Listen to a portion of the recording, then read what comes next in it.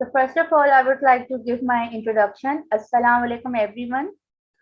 Whoever have joined the class, thank you so much everyone for joining. And I'm hoping for more participants to join. My name is Dr. Batul and today we are doing this lecture in partnership with MMK Medical Hub Academy. And our topic is sympathomimetic drugs, also known as adrenergic agonist.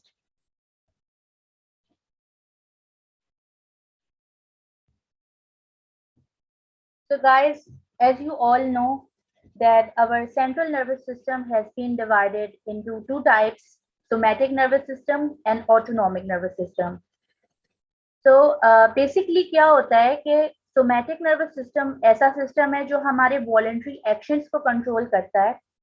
Like जो भी काम हमारे control में है, for example हमें पानी का glass पीना है, हमें कोई चीज जगह पे रखनी है, ये सब चीजें हमारे कंट्रोल में है.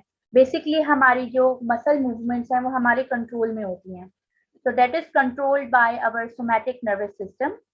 And autonomic nervous system वो सिस्टम होता है जो हमारे कंट्रोल में नहीं होता, विच इज कम्प्लीटली इनवॉलेंटरी. और उसमें हमारे पास दो टाइप्स होती हैं, sympathetic nervous system and parasympathetic nervous system. Sympathetic nervous system is basically fight, flight and fright system. जब हम स्ट्रेस में होते हैं तो ये सिस्टम हमारा एक्टिवेट हो जाता है और इसके अंदर जो न्यूरोट्रांसमीटर रिलीज होता है दैट इज नॉरएपिनेफ्रिन. तो जो हमारी एड्रीनर्जिक ड्रग्स होती हैं वो सिंपैथिक सिस्टम पे काम करती हैं. And then we have parasympathetic division जो रेस्ट और डाइजेस्ट का सिस्टम है. जब हम रिलैक्स होते हैं कंप्लीटली तो ये सिस्टम एक्टिवेट होता है और इसके अंदर जो न्यूरोट्रांसमीटर रिलीज होता है that is acetyl choline.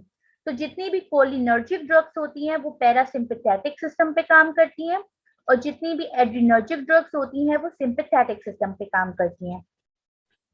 So today हमारा टॉपिक एड्रीनर्जिक ड्रग्स के बारे में है. सो फर्स्ट ऑफ ऑल आप सबको ये मालूम होना चाहिए कि एड्रीनर्जिक ड्रग्स की ट्रांसमिशन कैसे होती है.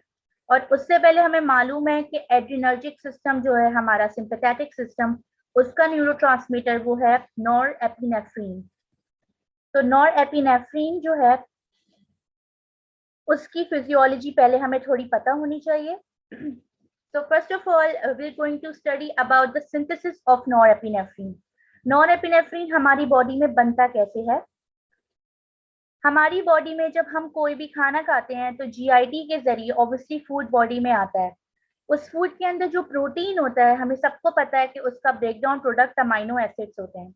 ये अमाइनो एसिड्स हमारी जनरल सर्कुलेशन में जब एब्जॉर्ब होते हैं तो उनमें से एक अमाइनो एसिड का नाम है टायरोसिन. ये टायरोसिन जो है हमारी सिंपैथेटिक नर्व एंडिंग्स में कंसंट्रेट हो जाता है. अब यहाँ पे हमारा रेट लिमिटिंग स्टेप आता है. रेट लिमिटिंग स्टेप का मतलब है सबसे पहला सबसे इंपॉर्टेंट स्टेप. अगर ये नहीं होगा तो नॉरएपिनेफ्रिन सिंथेसाइज नहीं हो पाएगा. तो टायरोसिन जब हमारी बॉडी में एंटर होता है और सिंपैथेटिक नर्व एंडिंग्स इसको कंसंट्रेट कर लेती हैं तो इसके पास एक एंजाइम होता है नर्व एंडिंग्स में जिसको कहते हैं टायरोसिन हाइड्रोक्सिलेज एंजाइम. ये क्या करता है कि हमारे टायरोसिन के ऊपर एक हाइड्रोक्सिल ग्रुप को ऐड कर देता है. This converts tyrosine into dopa. जब टायरोसिन डोपा बन जाता है तो फिर इस डोपा को हम कन्वर्ट करते हैं डोपामीन में by dopa decarboxylase enzyme. Dopa को डीकार्बोक्सिलेज एंजाइम क्या करेगा कि डोपा में से एक कार्बन डाइऑक्साइड को पफ आउट कर देगा और डोपा बन जाएगा डोपामीन. इस तरह से हम डोपामीन बना लेंगे. बट एक इम्पॉर्टेंट बात यह है कि डोपामीन जो है वो हमारे साइटोसोल में इमीडिएटली डिस्ट्रॉय हो जाता है क्योंकि हमारे माइटोकॉन्ड्रिया के सरफेस पे एक एंजाइम होता है जिसको हम कहते हैं मोनोअमाइन ऑक्सीडेज एंजाइम. अब यहाँ पर हमें यह मालूम होना चाहिए कि मोनोअमाइंस क्या होते हैं क्योंकि मोनोअमाइन ऑक्सीडेज एंजाइम सारी मोनोअमाइंस को डिस्ट्रॉय कर देते हैं. मोनोअमाइंस वो न्यूरोट्रांसमीटर्स होते हैं जो एक सिंगल अमाइनो एसिड से बनते हैं. फॉर एग्जांपल जो टायरोसिन हमारा अमाइनो एसिड है इससे हमारे पास क्या क्या बन रहा है. सबसे पहले हमारे पास डोपामीन बनता है फिर एपिनेफ्रीन बनता है, फिर नॉरएपिनेफ्रीन बनता है। तो इस तरह से टायरोसिन हमारा मोनोअमाइंस जो है, जो टायरोसिन से डिराइव्ड होते हैं, these are epinephrine, dopamine and norepinephrine. Then एक और अगर हम एग्जाम्पल लें तो हमारे पास एक और अमाइनो एसिड होता है ट्रिप्टोफैन। ट्रिप्टोफैन से क्या डिराइव होता है, हम सबको पता है 5-हाइड्रोक्सीट्रिप्टामाइन विच इज सेरोटोनिन। फिर अगर हम एक और एग्जाम्पल लें तो हिस्टामीन भी एक अमाइनो एसिड है और इससे जो न्यूरोट्रांसमीटर डिराइव होता है विच इज हिस्टीडीन। तो जितने भी ये सारे न्यूरोट्रांसमीटर्स हैं जो एक सिंगल अमाइनो एसिड से डिराइव होते हैं, इनको हम मोनोअमाइन ट्रांसमीटर्स कहते हैं। और जितने भी मोनोअमाइंस होते हैं इसको डिस्ट्रॉय कर देता है मोनोअमाइन ऑक्सीडेज, क्योंकि ये एंजाइम्स इनकी ऑक्सीडेशन करा के इनको डिस्ट्रॉय करता है। इसीलिए जब हमारा डोपामीन अपनी नर्व एंडिंग के अंदर तैयार हो जाता है तो हम उसको फ्रीली नहीं रख सकते, इसलिए हम उसको कैप्चर कर लेते हैं एक वेसिकल के अंदर for protection from monoamine oxidase enzyme. जब ये वेसिकल्स के अंदर आ जाएगा तो ये डिस्ट्रॉय नहीं हो पाएगा। और इन वेसिकल्स के अंदर एक और एंजाइम होता है जिसको हम कहते हैं डोपामीन बीटा हाइड्रोक्सिलेज एंजाइम और डोपामीन बीटा ऑक्सीडेज एंजाइम। दो इसके नाम है, डोपामीन बीटा हाइड्रोक्सिलेज या डोपामीन बीटा ऑक्सीडेज। क्योंकि ये क्या करता है कि डोपामीन का जो बीटा कार्बन होता है उस पर ये एक हाइड्रोक्सिल ग्रुप को ऐड कर देता है और ये डोपामीन कन्वर्ट हो जाता है नॉरएपिनेफ्रीन में। तो इस तरह से हमारी वेसिकल के अंदर अब नॉरएपिनेफ्रीन तैयार हो गया है। तो हमने पढ़ा कि सिंथेसिस ऑफ नॉरएपिनेफ्रीन कैसे होती है, टायरोसिन से। फिर ये किस तरह से स्टोरेज वेसिकल्स में जाती है। अब हमें ये पढ़ना है कि रिलीज ऑफ न्यूरोट्रांसमीटर कैसे होगा। जब हमारे पास एक एक्शन पोटेंशियल आता है तो हमें पता है कि कैल्शियम के वोल्टेज गेटेड चैनल्स ओपन होते हैं और वो इन वेसिकल्स को ट्रांसपोर्ट कर देते हैं towards the end of nerve endings और वहां पे ये फ्यूज होता है और नॉरएपिनेफ्रीन एक्सोसाइटोसिस के जरिए बाहर चला जाता है इनटू द साइनेप्स। तो इस तरह से नॉरएपिनेफ्रीन जो है इसको रिलीज करा देता है। कैल्शियम जो है नॉरएपिनेफ्रीन को रिलीज कराता है और ये नॉरएपिनेफ्रीन जब एक दफा साइनेप्स के अंदर आ जाएगा तो हमें पता है कि दो तरह की नर्व एंडिंग्स होती हैं, एक प्री साइनेप्टिक होती है, एक पोस्ट साइनेप्टिक होती है। तो साइनेप्स में जो पोस्ट साइनेप्टिक हमारी नर्व एंडिंग है वहां पर नॉरएपिनेफ्रीन जिन रिसेप्टर्स पे काम करेगा that is alpha 1 and beta 1 adrenergic receptors, और इस तरह से वो अपने रिसेप्टर से बाइंड करके अपना एक्शन कर लेता है। अब हमें ये देखना है कि नॉरएपिनेफ्रीन बाइंड तो हो गया है लेकिन हमें इसे दोबारा रिमूव भी करना है। तो इसीलिए पोस्ट साइनेप्टिक मेम्ब्रेन पर एक और एंजाइम होता है जिसको हम कहते हैं कैटिकोल ओ मिथाइल ट्रांसफेरेज एंजाइम, और ये क्या करेगा हमारे नॉरएपिनेफ्रीन पे से हाइड्रोक्सिल ग्रुप को रिमूव कर देगा और अपना मिथाइल ग्रुप ऐड कर देगा। तो इस तरह से नॉरएपिनेफ्रीन डिस्ट्रॉय हो जाएगा। बेसिकली क्या होता है कि जो हमारे ये मोनोअमाइंस हैं इनको स्पेशली नॉरएपिनेफ्रीन को डिस्ट्रॉय करने के दो ही तरीके हैं, या तो मोनोअमाइन ऑक्सीडेज एंजाइम जो नर्व एंडिंग्स में ही डिस्ट्रॉय कर देता है आउटसाइड वेसिकल, या फिर साइनेप्स के अंदर कोओ मिथाइल ट्रांसफेरेज एंजाइम डिस्ट्रॉय करता है। और ये कोओ मिथाइल ट्रांसफेरेज की खासियत ये कि सिर्फ कैटिकोल रिंग्स वाले जितने भी न्यूरोट्रांसमीटर्स हैं उनको डिस्ट्रॉय करता है। आगे जाके हम देखेंगे कि सिम्पैथोमिमेटिक ड्रग्स दो टाइप की होती हैं, एक जो कैटिकोल रिंग्स पे काम करती है जो कैटिकोलमीन्स होती हैं और जो दूसरी नॉन कैटिकोलमीन्स होती हैं। तो दोनों टाइप्स हमारे पास हैं, लेकिन जो कॉम्ड है हमारा कैटिकोल ओ मिथाइल ट्रांसफेरेज एंजाइम ये सिर्फ कैटिकोलमीन्स को डिस्ट्रॉय करेगा। तो नॉरएपिनेफ्रीन भी एक कैटिकोलमीन है, एपिनेफ्रीन भी एक कैटिकोलमीन है, डोपामीन भी कैटिकोलमीन है, तो इन सबको ये डिस्ट्रॉय कर सकता है।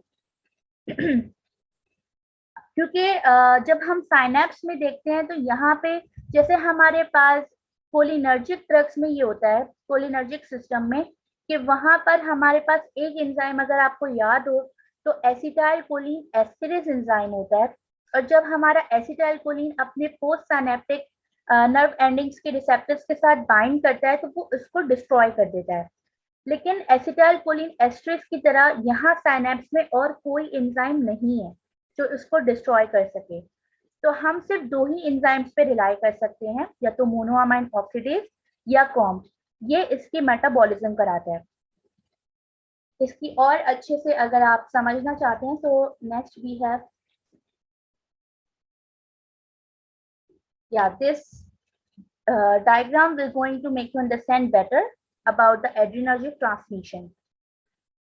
तो हम ये पढ़ रहे थे कि मेटाबॉलिज्म कैसे होती है नॉरएपिनेफ्रिन की। जो प्राइमरी मोड है नॉरएपिनेफ्रिन की न्यूरोट्रांसमिशन का जिससे वो टर्मिनेट हो सकता है, it is the reuptake back into the nerve terminals. यानी कि नॉरएपिनेफ्रिन जब अपना काम कर लेता है तो वो नर्व टर्मिनल्स में वापस चला जाता है, उसको कोई और एंजाइम आके एसिटाइलकोलिन एस्टरेज की तरह डिस्ट्रॉय नहीं कर रहा है, क्योंकि हमें पता है कि डिस्ट्रॉय करने के लिए दो एंजाइम्स हैं, मोनोअमाइन ऑक्सीडेज एंड कोमेथाइल ट्रांसफेरेज। तो आप यहाँ पर अपने सारे स्टेप्स को रिव्यू कर सकते हैं। सबसे पहले अगर आप देखें, let me show you this.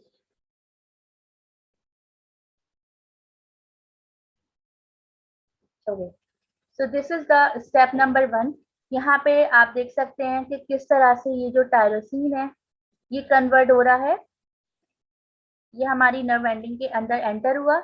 Tyrosine जो है वो कन्वर्ट होता है डोपा के अंदर बाय टायरोसिन हाइड्रोक्सिलेज एंजाइम, क्योंकि ये एक हाइड्रोक्सिल ग्रुप को ऐड कर देता है। Then you can see the step number 2, dopa convert हो जाता है डोपामीन के अंदर। किस तरह से? जब डोपा डिकार्बोक्सिलेज एंजाइम जो है एक कार्बन डाइऑक्साइड को पफ आउट कर देगा, उसके बाद आपका जो डोपामीन है उसको हम वेसिकल में डाल देंगे, वरना ये डिस्ट्रॉय हो जाएगा by MAO, monoamine oxidase enzyme, क्योंकि वो नर्व एंडिंग्स में होते हैं। तो यहाँ पे आपका, ओके सॉरी फॉर माय हैंड राइटिंग, माओ यहाँ पर होगा और ये डोपामिन को डिस्ट्रॉय कर देगा, इसलिए हम इसको वेसिकल में डाल देते हैं। वेसिकल के अंदर इफ यू रिमेम्बर एक और हमारा एंजाइम होता है which is dopamine beta oxidase या डोपामिन बीटा हाइड्रोक्सिलेज एंजाइम, और ये कन्वर्ट करा देता है डोपामिन को इनटू नॉरएपिनेफ्रिन। और ये आप देख सकते हैं कि जब एक्शन पोटेंशियल आता है तो ये जो कैल्शियम है इसने हमारी वेसिकल को मूव करा के एक्सोसाइटोसिस करा दिए और नॉरएपिनेफ्रिन अब साइनेप्स में आ गया है। और जब एक दफा नॉरएपिनेफ्रिन अपने साइनेप्स में आ जाता है तो ये आपका पोस्टसाइनेप्टिक मेम्ब्रेन है। यहाँ पर आपके पास अल्फा 1 या बीटा 1 रिसेप्टर्स होते हैं, अल्फा 1 और बीटा 1 रिसेप्टर्स, और यहाँ आके आपका नॉरएपिनेफ्रिन एक्ट करेगा। लेकिन इस नॉरएपिनेफ्रिन को यहाँ पे कैटिकोल ओ मिथाइल ट्रांसफरेज डिस्ट्रॉय कर सकता है। Here it is. ठीक है, तो ये आपके सारे स्टेप्स हो गए। लास्ट में मेटाबॉलिज्म भी हमने देख लिया, और जब हमें नॉरएपिनेफ्रिन की जरूरत नहीं होती तो हम इसको रीअपटेक करा देते हैं। और जब ये नॉरएपिनेफ्रिन जो है रीअपटेक हो जाता है तो फिर हमारे पास ये नॉरएपिनेफ्रिन जो है एक पूल बना लेता है, मोबाइल पूल जिसको हम कहते हैं, क्योंकि नॉरएपिनेफ्रिन जब एक दफा वापस से नर्व एंडिंग्स में रीअपटेक होगा, क्योंकि यही तरीका है इसको वापस ले जाने का, तो ये डायरेक्टली फॉरन से हमारी वेसिकल्स में नहीं जाता है, राइट। ये पहले यहाँ पे नर्व एंडिंग्स में ही जमा होता रहेगा। और इसको हम मोबाइल पूल इसीलिए कहते हैं क्योंकि या तो इसके पास दो ऑप्शन है, या तो ये नॉरएपिनेफ्रिन दोबारा से वेसिकल में जाएगा, क्योंकि देखें या तो ये दोबारा से वेसिकल में चला जाएगा, या फिर ये बाहर वापस आ सकता है कि अगर इसको दोबारा से रिसेप्टर पे काम करना है तो ये वापस भी आ सकता है। इसके पास टू वे पाथवे है, तो इसको हम नॉरएपिनेफ्रिन का मोबाइल पूल कहते हैं।